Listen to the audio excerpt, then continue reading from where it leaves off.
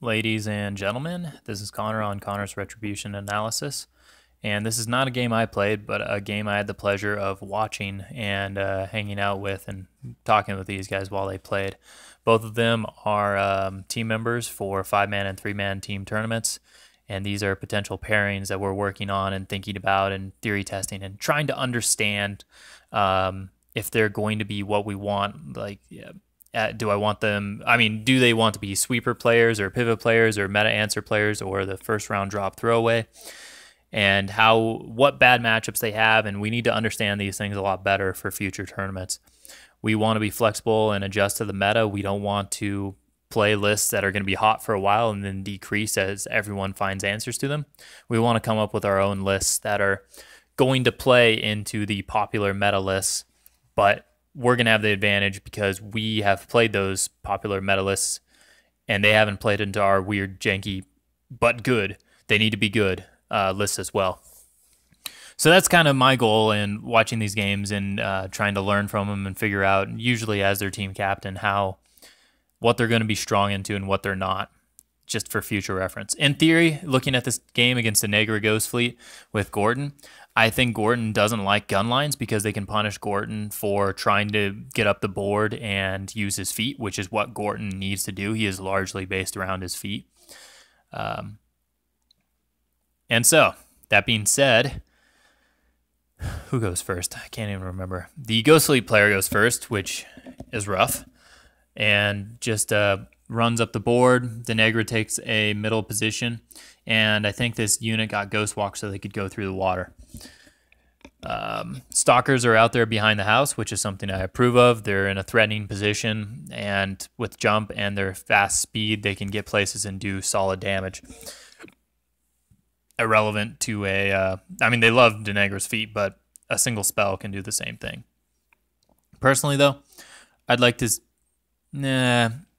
see his arc nodes be in a spot where they can clearly and easily get access to, like each arc node needs to take half the board, basically.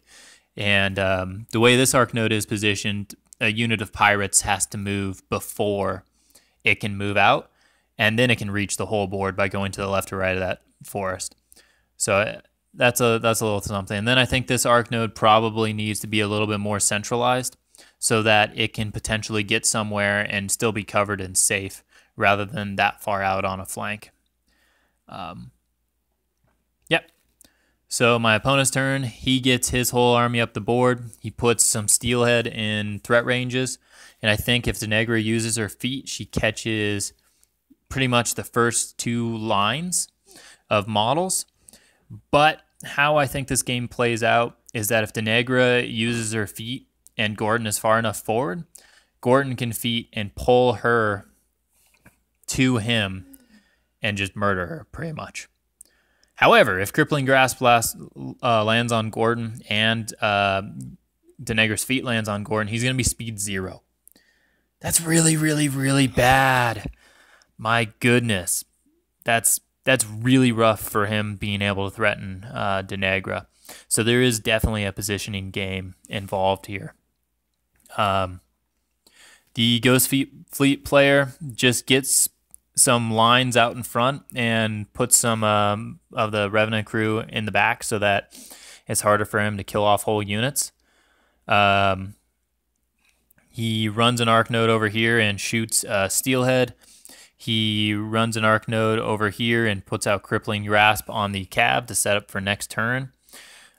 This Stalker stays right here. This other Stalker jumps into a Gun Bunny and doesn't do a whole lot of damage.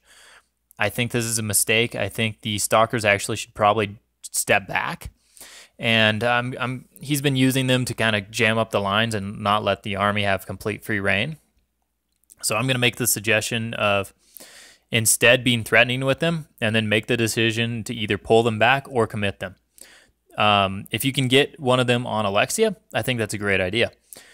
He wasn't able to get them on Alexia, though, so I say pull them back, and if they go in on a Deneghra feet turn, where their opponent's army is -2 mat, the Stalkers will become defense 17, and that will make them much harder to remove. It's the same with the -2 strength from either Crippling Grasp and the feat. It makes them have multiple turns of output rather than letting the opponent's whole army figure out how to unjam them, which almost all good competitive lists will find a way to kill. Defense 15, armor 13, stealth with 18 box models that are put in front of their face. So that's my thought there. I'm gonna try and be merciless with this review just because I like both of you guys, and and I guess I just like you guys and have respect for you guys as players and want to start discussions about if you agree or disagree with me on these different ideas. So definitely interested in hearing from you guys what you think. I could talk about it with you guys in chat, but it's much easier to show you on the actual board what I'm thinking and why. Yep. So we end up right here. And yeah.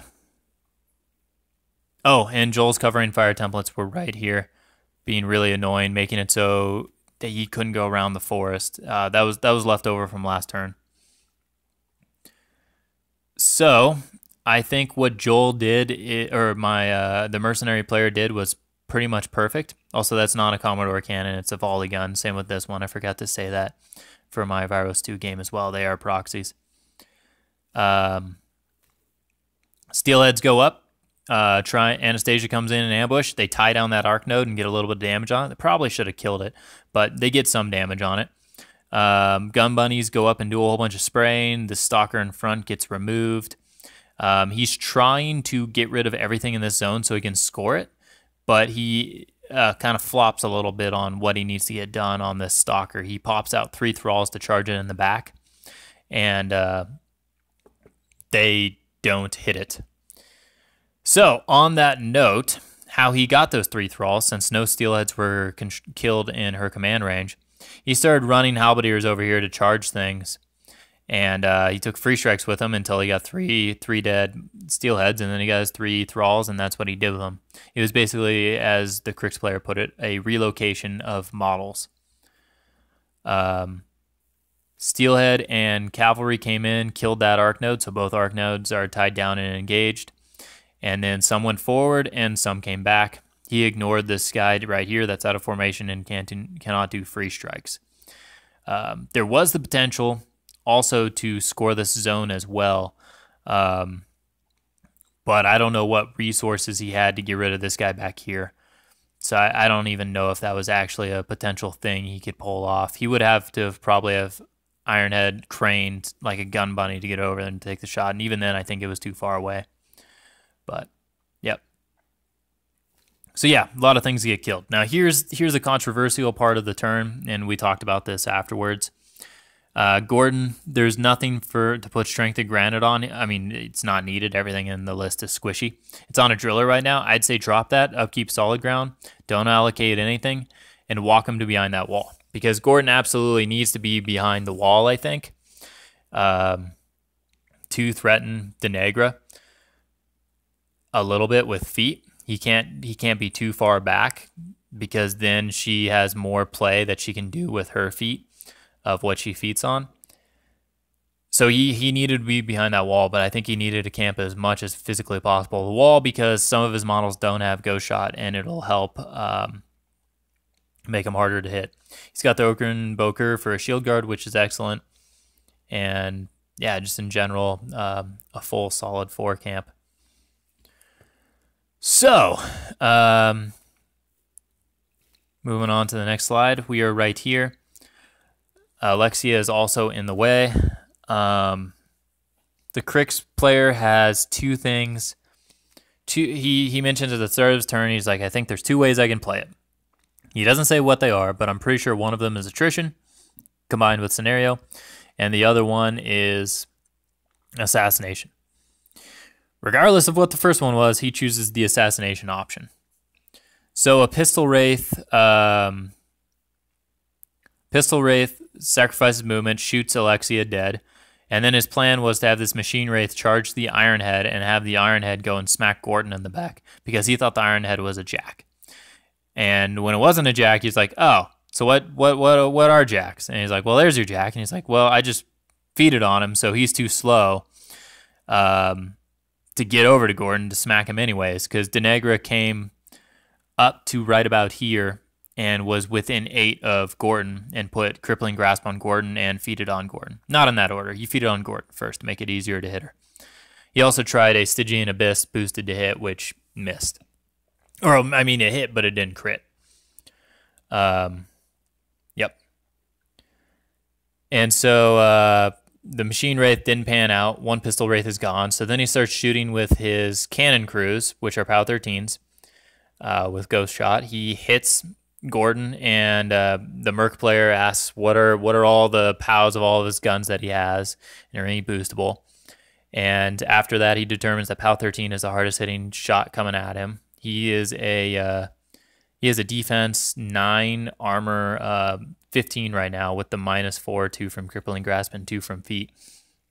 So POW 13 is the highest, so he shield guards it.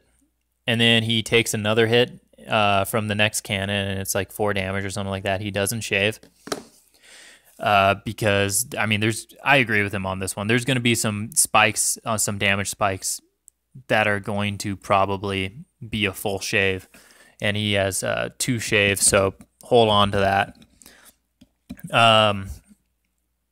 Phantom, or basically Kane comes up, takes a couple of shots at him, does some damage. Then, oh wait, Kane was over here. Walks over to here, takes some shots at him, and Gorten is right here. And yeah, and then all the pirates start shooting at him with their ghost shots, their POW 10s. Dice are off 5. He doesn't bother CRAing with any of them because that makes it more likely for shaves to happen. And towards the end of it, no dice spikes have happened really for damage, and he's forced to start shaving 3 damages at a time. All the pirates take all their shots. He uses all of his shaves, and Gorten has 6 boxes left. The last thing that can do damage to Gorten is this other Pistol Wraith right over here, since the first Pistol Wraith shot down Alexia. Now, honestly, this Pistol Wraith should have probably gone first, because if he hit after Deneghra and after the Ogre and Bokur had gone, because if he can stationary Gorten, then things like Rengrave can take shots at him, and all the other little random pirates can also take shots at Gorten, because normally they're gonna struggle a little bit to hit defense 13 behind cover, but needing to roll 8s, but they can pretty reliably hit the defense 9s that will be from stationary. But anyhow, Pistol Wraith comes up, and he's a rat 7 and Gorten is a 13, so he needs to hit 6s. He hits 6s with both of his hits, and he rolls it's dice off 3, and he is able to get enough damage to do the last 6 boxes with both of his shots, and Gorten dies. The Merc player is a little down on Gorten right now, since Virus 2 assassinated Gorten, and also Deneghra assassinated Gorten. And I don't think he should be down on Gorten. I think what this has been revealing, and a lot of games of Gorten has been revealing, is that Gorten is based around his feet a lot and has pretty decent stats, but needs to be played forward. Otherwise, his feet doesn't go off before when he, like, if he holds off on his feet for too long, he'll just lose too many models, and he won't be able to get enough done to win the game. So he does need to be played forward as the Merc player is playing him. I think that probably needs to be one of the most carefully positioned things of Gorten every single turn, is where Gorten is. Since both of us were looking at Gorten as every game, I basically look at Gorten of, can I assassinate him? Because I feel like I have to, just because I've been bad touched by his feet so much. Also, there is a meme that the Crix player made for this video. It's a obscure, way deep back Eminem reference. So if you get that, more power to you. I don't know what it is, and I was listening to Eminem in high school. Yeah, good luck with that one. But I enjoyed watching the game, and it was interesting seeing both these players play against each other and how it was going. And I'm really curious of what would have happened if Deneghra had sat right there behind that objective and popped feet and caught the whole front line of the army, and then just shot off the first two layers of the army with all the pirates and made it so he couldn't kill full units. Gorten probably would have been able to get up and push Deneghra way really far back and out of the zone and kind of in an irrelevant spot. But yeah. Also, I wonder if Deneghra's... No, it's models currently in Deneghra's feet. It's not models that are activating. Otherwise, Gorten's feet would have been freaking amazing. So, yeah. Thanks for watching, and let me know what you guys think, guys.